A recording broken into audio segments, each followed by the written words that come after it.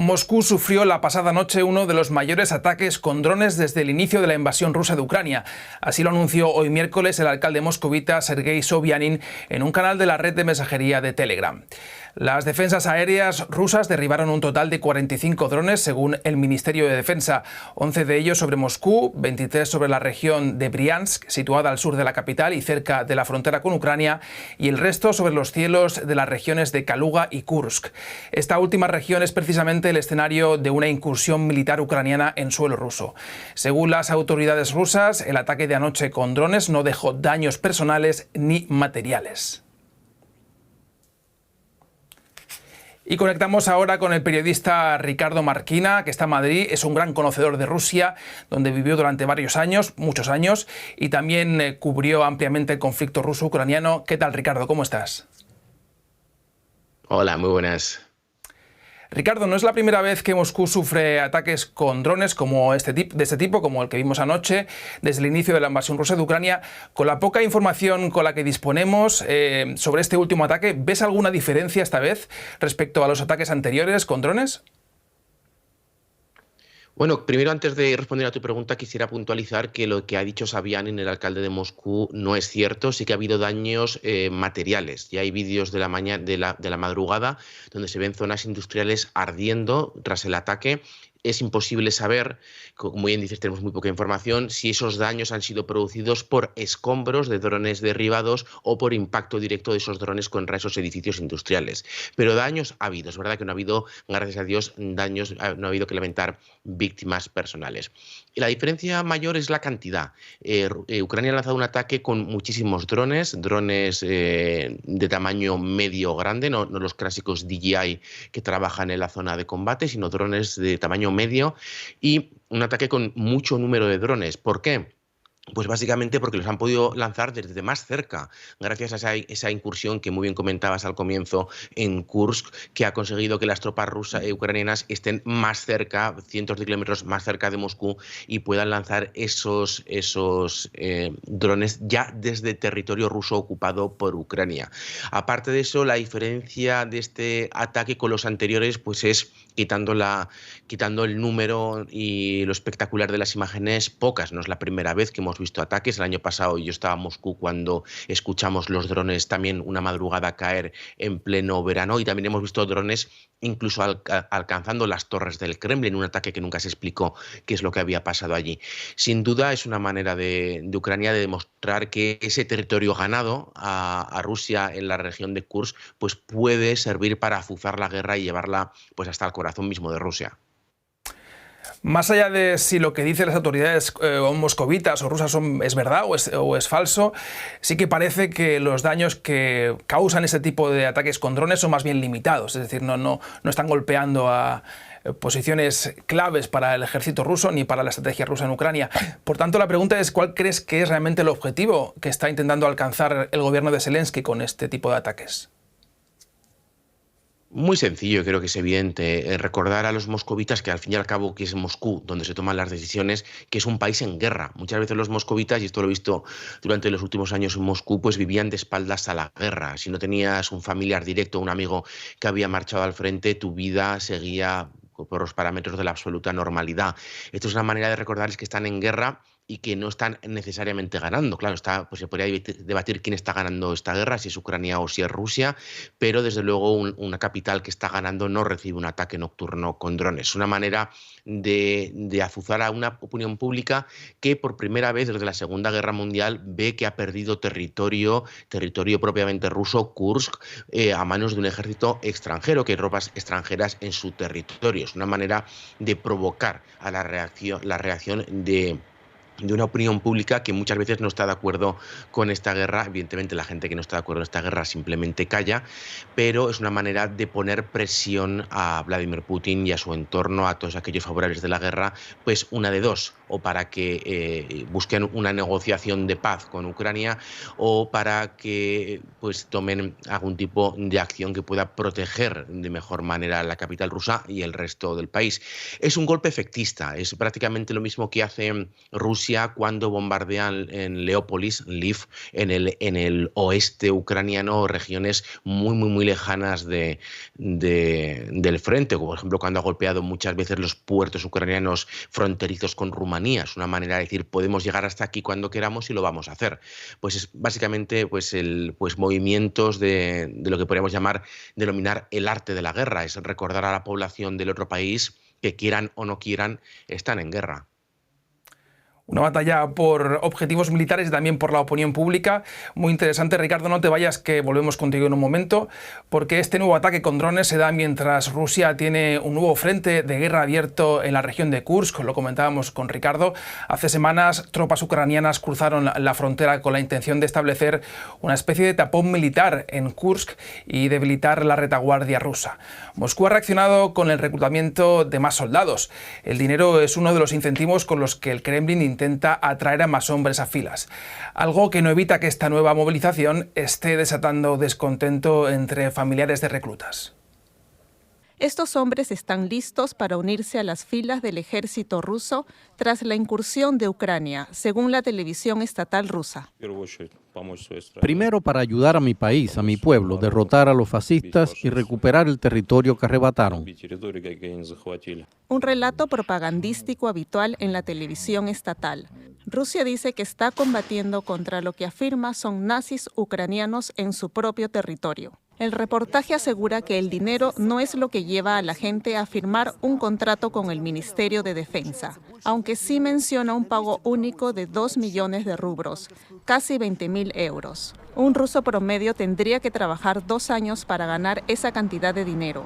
En las regiones más pobres, incluso más. Hay una parte de la población proveniente de las regiones más pobres que se beneficia de la guerra. No podemos ignorar que el dinero es importante para estas personas.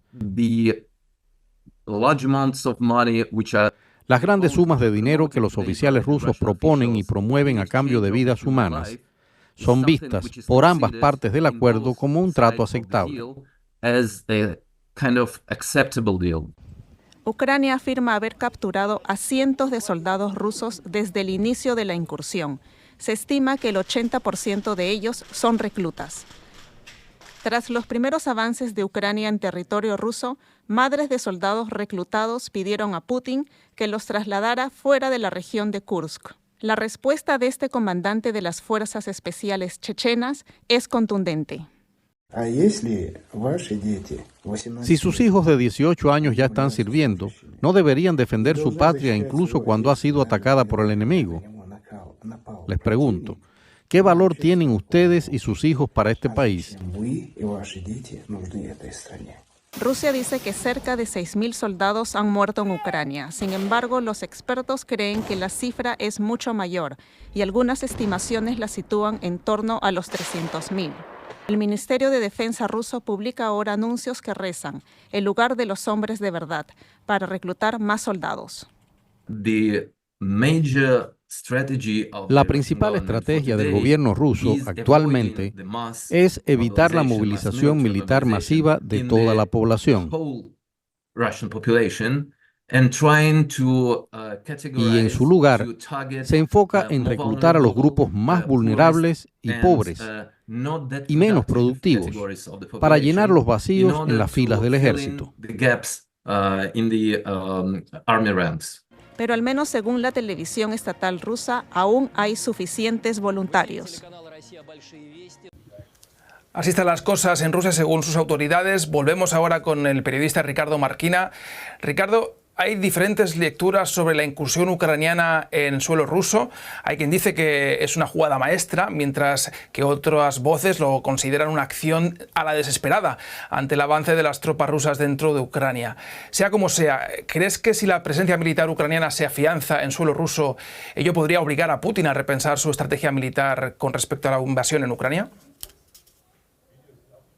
Desde luego, si los ucranianos consiguen fortificar un territorio amplio, cientos de kilómetros cuadrados de territorio ruso, y hacerlo impenetrable para las fuerzas de Moscú, Kiev tendrá ahí una carta para jugar y en unas posibles negociaciones de paz o en un intercambio de territorios, por ejemplo. A mí se me hace muy difícil ver que eso pueda suceder, pero también me parecía imposible un avance de este tipo de las fuerzas ucranianas dentro del territorio ruso. Lo que ha descubierto este avance es que Rusia no estaba preparada para un ataque en su territorio. Esas zonas estaban prácticamente sin fortificar, estaban prácticamente de facto abandonadas, y es por eso que Ucrania ha avanzado allá por donde podía. El frente de Donbass, que es donde está la guerra de manera activa prácticamente desde 2014, es una zona tremendamente fortificada y avanzar allí pues cuesta muchas vidas y mucho equipo. Ucrania ha tirado por la calle de en medio y avanzando allá donde podía.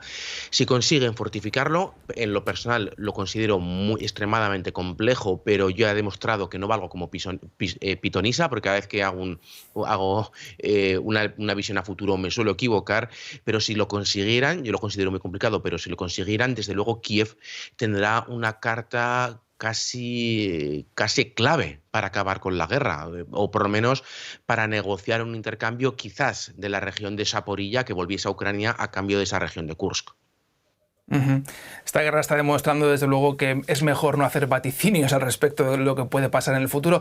La incursión militar ucraniana comenzó poco después de que el gobierno de Zelensky abriera la puerta a una posible negociación con Rusia con la mediación china. Recordemos que el ministro de Exteriores ucraniano estuvo en China hablando este asunto directamente con su homólogo. Con la ofensiva en Kursk, ¿podría Kiev estar intentando realmente mejorar su posición o optimizar su posición para unas eventuales conversaciones con el Kremlin? Las dos partes han dado mensajes muy confusos con respecto a las conversaciones de paz.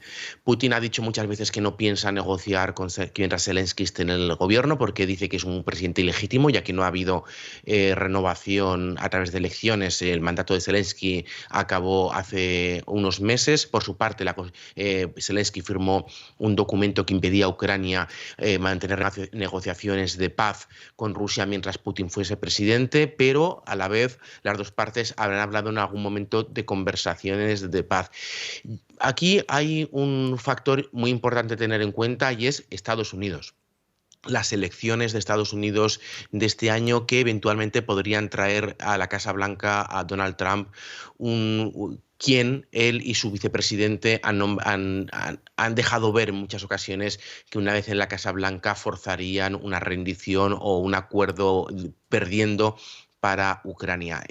Por esto no sería extraño especular o llegar a la conclusión de que Ucrania, viendo esa posibilidad de abrirse en el escenario cercano, quiera llegar a esas elecciones estadounidenses en una posición más fuerte, esto es, teniendo en sus manos territorio ruso con el que negociar.